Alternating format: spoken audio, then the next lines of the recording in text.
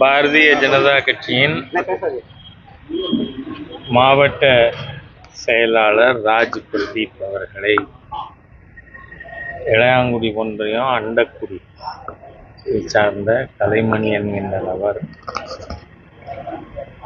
அடியாட்களோடு வந்து இவர் வீட்டில் ஃபோன் பண்ணி கூப்பிட்டு உங்களை பார்க்கணும்னு சொன்னி கூப்பிட்டதுனால இவர் வெளில வந்தார். அப்போது ராஜ் பிரதீப்பை தாக்கியிருக்கிறார்கள். இப்போ ஆஃப்டர் தாட்டு அவங்க பக்கத்துலேருந்து கம்ப்ளைண்ட் பெறப்பட்டிருக்கு அப்படின்னு எனக்கு தகவல். ஆனால் ராஜ் பிரதீப்பை அண்டக்குடிக்கு போய் தாக்கியிருந்தாருன்னா நானே ஆதரிக்க மாட்டேன். ஏன்னா அரசியலில் அந்த மாதிரி செயல்படக்கூடாதுன்னு நினைக்கிறவன் நான். ஆனால் இவர் வீட்டுக்கு வந்து அவர் தாக்கியிருக்கார். அதனால் காவல்துறையிலையும் இங்கே ஒரு எஃப்ஐஆரை போட்டேன், அங்கே ஒரு எஃப்ஐஆரை போட்டேன், பேலன்ஸ் பண்ணேன். நீதிபதினா யார் பக்கம் நியாயமோ அதை சொல்கிறது பேர் தான் நடுநிலையினே பேர்.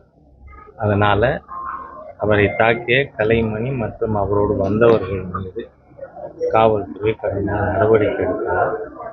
ராஜ் பிரதீப் மீது எந்த தப்பும் இல்லை. காரணம் இவர் வீட்டுக்கு அவர் வந்திருக்கிறார். இவர் அவரை தேடி போகல. இந்த உண்மையை கணக்கில் எடுத்துக்கொண்டு தான் நடவடிக்கை எடுக்கணும்னு கேட்டேன். மாண்புமிகு பாரத பிரதமர் நரேந்திர மோடி அவர்கள் தமிழகத்தின் மீது எப்பொழுதுமே விசேஷமான பற்றும் மரியாதையும் அன்பும் வைத்திருப்பவர். இது நாம் தொடர்ந்து பல முறை பார்த்துருக்கோம். ஏனென்றால் இதுவரை பாரத தேசத்தின் பிரதமராக இருந்தவர்களிலேயே இவ்வளவு தடவை தமிழ்நாட்டிற்கு வந்து தமிழக மக்களை பார்த்து, அது மாத்திரமில்லை எப்போ வந்தாலும் அள்ளி கொடுக்கும் வள்ளலாக. இப்போ சமீபத்தில்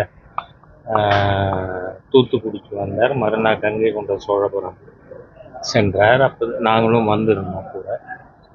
4900 கோடிக்கான திட்டங்கள் அந்த ஒரு நாளில் துவங்கி வைக்கப்பட்டது. அதனால் தமிழகத்தின் மீது இருக்கின்ற பற்றின் காரணமாக இன்றைய தினம் இந்தியாவின் துணை ஜனாதிபதி தேர்தலுக்கான தேசிய ஜனநாயக கூட்டணியினுடைய வேட்பாளராக தமிழகத்தை சார்ந்த முன்னாள் பாராளுமன்ற உறுப்பினர், ஏன்னா 98, 99 2 முறை பாராளுமன்றத்திற்கு தேர்ந்தெடுக்கப்பட்டவர், இப்போது மகாராஷ்டிரா ஆளுநராக இருக்கின்ற நீண்ட கால என்னுடைய நண்பர் சிபிஆர் அவர்களை தேசிய ஜனநாயக கூட்டணி வேட்பாளராக நிறுத்தி இருக்கிறது. அதற்காக மாண்புமிகு பாரத பிரதமருக்கும் பாரதிய ஜனதா கட்சியின் தலைமைக்கும் என்னுடைய மனமார்ந்த நன்றியை தெரிவித்துக் கொள்கிறேன்.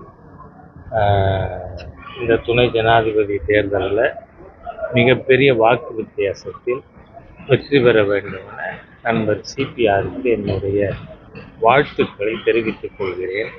ஏற்கனவே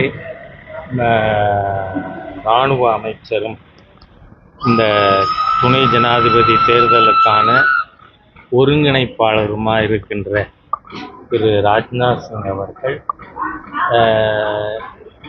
எந்த கூட்டணியில் இருந்தாலும் ஒவ்வொரு கட்சியாக தொடர்பு கொண்டு திரு சிபிஆர் அவர்களை வெற்றி பெறச் செய்ய வேண்டும் என கோரிக்கை வைத்திருக்கிறார்கள்.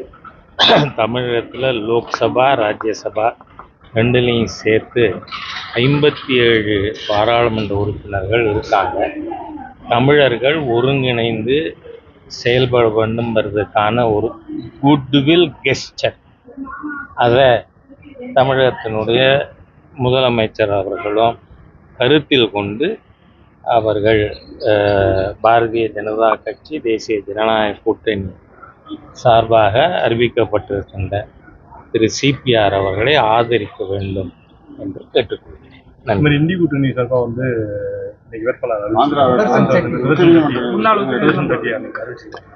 நான் என்ன சொல்கிறேன், நம்பர்ஸ் டிசைடு.